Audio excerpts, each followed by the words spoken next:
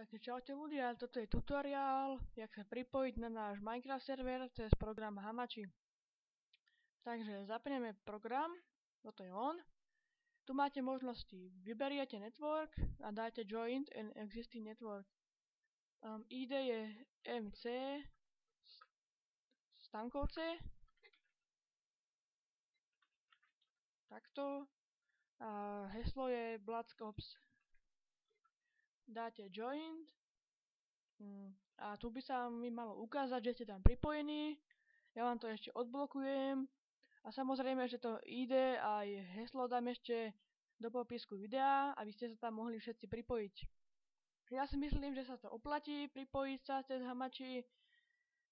Jednak preto, že môžeme medzi sebou komunikovať, aké máte problémy a tak.